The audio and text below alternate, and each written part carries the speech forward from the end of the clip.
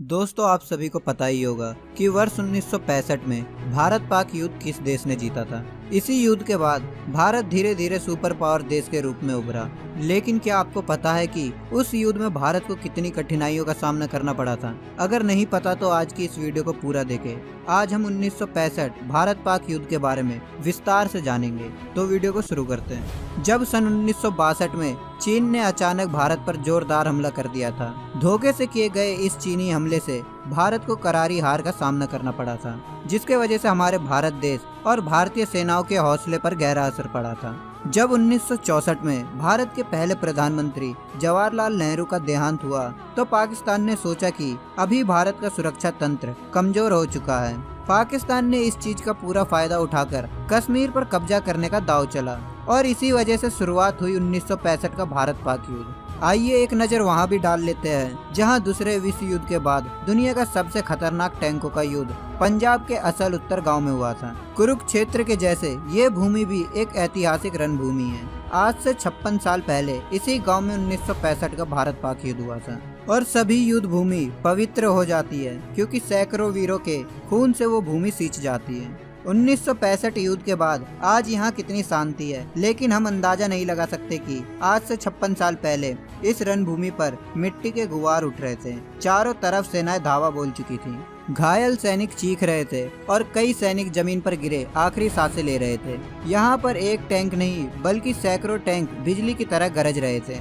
1965 के युद्ध में बहुत बड़ा अहम किरदार निभाया था लेफ्टिनेंट जनरल हरबख्श सिंह ने। उस वक्त वो हमारी सेना के पश्चिम कमान के आर्मी कमांडर थे। उन्होंने 1965 युद्ध की सभी बातों को अपनी आत्मकथा की किताब में लिखा है। आइए पहले 1965 के युद्ध में इस्तेमाल किए गए मेन बैटल टैंक्स को देखते हैं। यूँ तो उस वक्त भारत के पास 608 और पाकिस्तान के पास 756 टैंक थे। याद रखें, पाकिस्तान के इन 756 टैंकों में 352 उस वक्त के सबसे आधुनिक M47, M48 पैटर्न टैंक्स थे। इन टैंकों के मुकाबले में भारत के पास सिर्फ 142 सेंचुरियंस टैंक्स थे और हमारे बेड़े में बाकी बचे टैंक दूसरे विश्व युद्ध के पुराने सरमन टैंक्स और फ्रांस से खरीदे गए AMX 13 टैंक्स थे, जो पाकिस्तान के पैटर्न टैंक्स का मुकाबला नहीं कर सकते थे। 1965 के युद्ध में टैंकों में पाकिस्तान का पलड़ा काफी भारी था। अब एक नजर डालते हैं युद्ध में इस्तेमाल किए गए तोपों में। यूँ तो भारत के पास कहने के लिए 628 और पाकिस्तान के पास 552 तोपें थी, लेकिन याद रखने की बात यह है कि भारत की आधी तोपें 1962 युद्ध के बाद चीन के खिलाफ तैनात थी। सबसे खतरनाक बात यह थी कि पाकिस्तान के पास 174 मीडियम और हैवी वेट तोपें थी, जिनमें American 155 millimetre howitzer, 155 millimetre guns और सबसे खतरनाक 8 इंच की सुपर हैवी वेट तोपें थी। इनके मुकाबले में भारत के पास केवल 112 5.5 इंच की मीडियम गन्स और 7.2 इंच के हॉविट्जर थी। युद्ध में आगे चलकर पाकिस्तान के मीडियम और हैवी वेट तोपों ने हमारी सेना को काफी नुकसान पहुंचाया था।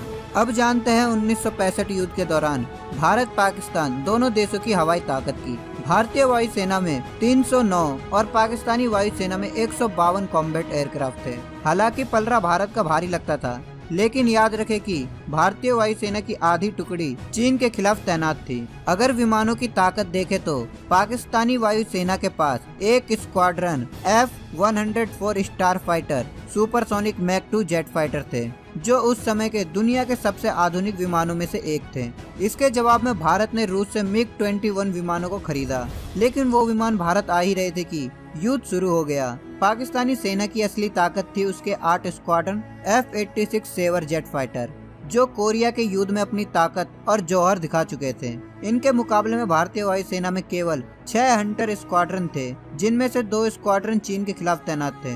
बाकी हमारे पास G-NET के 5 स्क्वाड्रन थे, जो केवल हवाई सुरक्षा के काम आते थे, और बाकी जितने भी फाइटर जेट वायुसेना में शामिल थे, मतलब 6 स्क्वाड्रन वैम्पायर, 5 स्क्वाड्रन मिस्ट्री और 3 स्क्वाड्रन तूफानी, ये सब सैनिक विमान थे, जो ग्राउंड अटैक के लिए तो ठीक थे, लेकिन हवाई लड़ाई में पाकिस्तान के सेबर के सामने टिक नहीं सकते थे।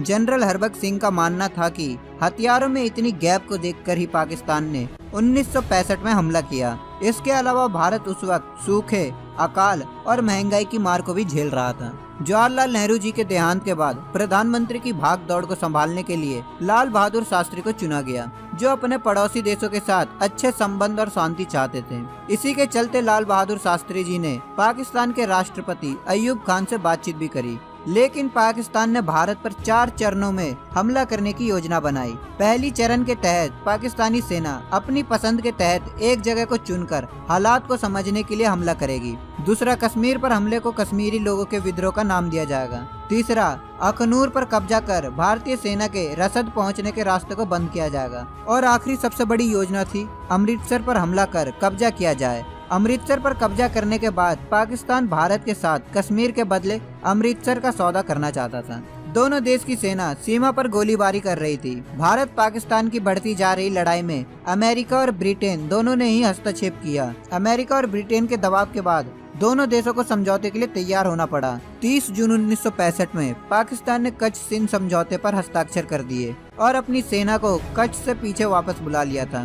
पाकिस्तान कच्छ में हुई लड़ाई को अपनी जीत मान चुका था। गलतफहमी में जी रहा पाकिस्तान भारत की ताकत का अंदाजा लगाने में चूक गया था। पाकिस्तान की गलतफहमी की वजह थी अंतर्राष्ट्रीय समर्थन। उस वक्त पाकिस्तान के रिश्ते अमेरिका, ब्रिटेन, चीन और रूस के साथ मजबूत थे।